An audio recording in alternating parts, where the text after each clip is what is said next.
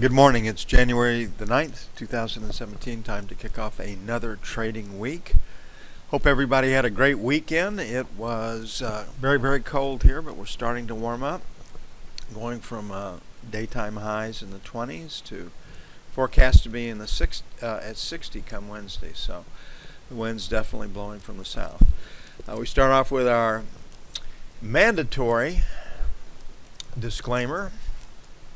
Hypothetical simulated performance results have certain limitations. Unlike an actual performance record, simulated results do not represent actual trading. Also, since the trades will not have been executed, the results may have under or overcompensated for the impact, if any, of certain market factors, such as lack of liquidity.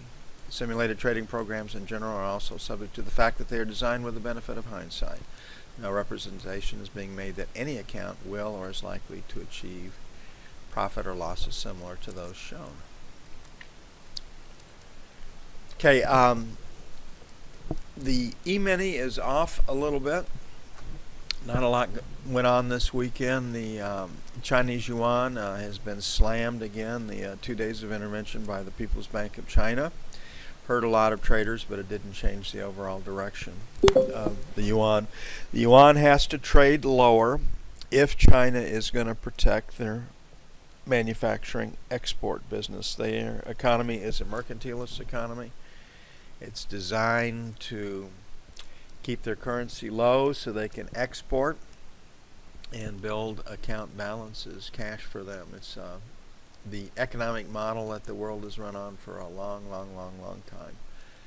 And so China is facing the same realities that the other countries have faced before as they've developed. As they develop, wages go up, services go up, amenities go up, and it costs more money to do that. So they can no longer hold out the fact that they are the low-cost manufacturing producer. Plus the stuff that comes out of China and India, unfortunately. I mean, it's made to look as good as it can be made to look, but everything's thinner, everything's weaker in my experience. So they've got more problems than just the price of the yuan. News out of Europe showed German industrial production down, Swiss retail sales up, Italian unemployment higher, EU Syntex investor sentiment higher, EU unemployment equals. So the news was mixed out of the EU, but generally showed a weakening economy, as did Friday's news. So here we are, getting ready to start another trading week, and we have to figure out what's going to happen. Okay, resistance starts at 20 to 24. And boy, what did I do with that one? Dark green. No, we'll change that. And then naturally the buck would be after that. So because we have a P and we're pointed higher, we'd like to sell 23s to 27s. I think we've got a trading range today, given the lack of news, and we'll see what the E-mini does. If the E-mini continues to sell, and it hasn't sold by very much, then treasuries can trade higher. It's also an auction week. That tends to stabilize the market. So I'm looking for pretty good support here in this 8 to 10 area. Right down here is where I think pretty good support is. So our first buy is going to be 9 to 13. May take a 17 to get in, don't know. But I think we can buy it on the cheap, and then 1 to 5 for buy 2.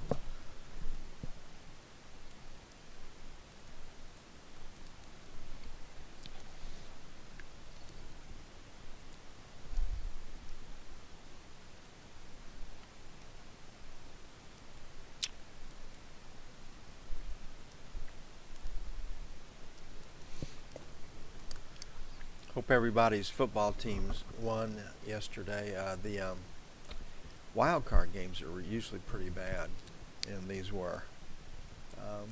The outcomes were all predictable, and the teams that lost didn't look very good on the field. Hopefully next week's games will be better. But it's really hard to watch football, or at least it is for me anymore. It's just too damn many commercials. They break it up all the time, and you got to review all these darn plays. It's very hard to get into the flow. Guess if you're a big beer drinker, it makes it easier to watch, but other than that, not much interest. Okay, resistance starts at 16 to 20. 23.27, sell 1.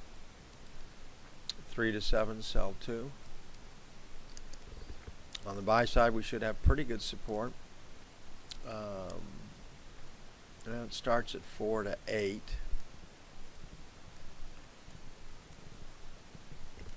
So we'll make 29 to 01, buy 1. And then 17 to 21, buy 2. We'll see if the auction supports the markets this week.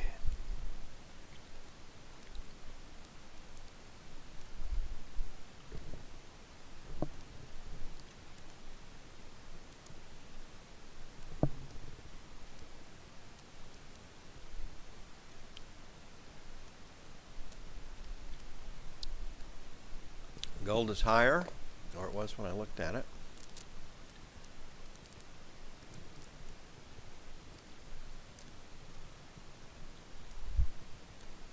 And looks like we got a seller at 80. So 80, 82, sell 1. 84, 86, sell 2. On the buy side, 70 to 72, buy 1. And 65, 67. Just basically not much in the way of news to drive the markets today. My guess is we're stuck in a range. Gold is trying to trade higher.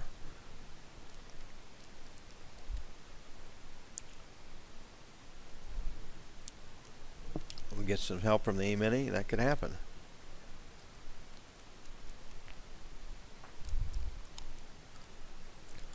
Yen was up, euro was down. Yuan is down. So currencies are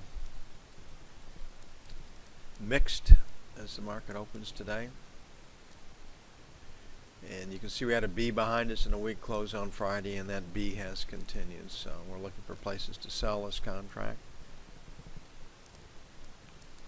And resistance starts, looks like 65 right in here, top of value. Or maybe 65 to 75, sell 1. 90 to 106, sell 2. The buy side will give it a little room to the downside. 105.25, buy 1. And 105 even, buy 2.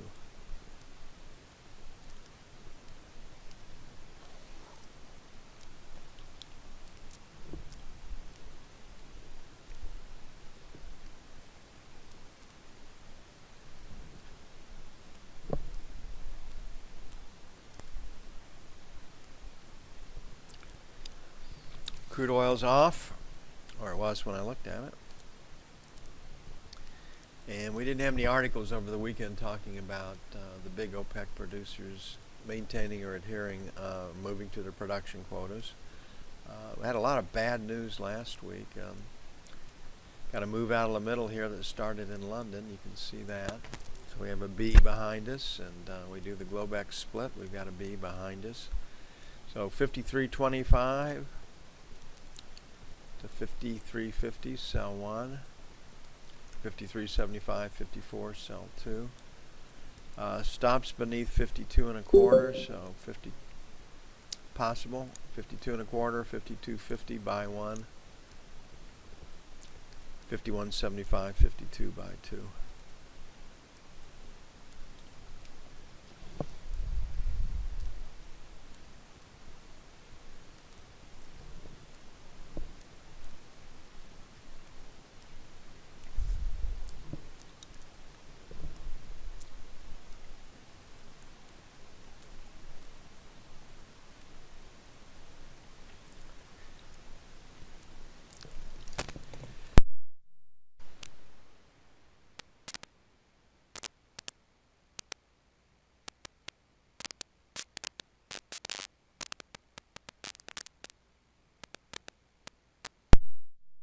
Okay, looking at the E-mini in London, the selling started, and so 75 is basically resistance. We're at 70 right now. So 74, 76, sell one. I think we got through that. Then 85 would be the next stop. So 83, 85 would be sell two. No news to drive today's trading. Pretty clean break in the market down here at 67. So 65, 67 buy one. Longer term, the trade is still from the long side. 60, 62 buy two. Structure, sentiment, everything favors higher prices.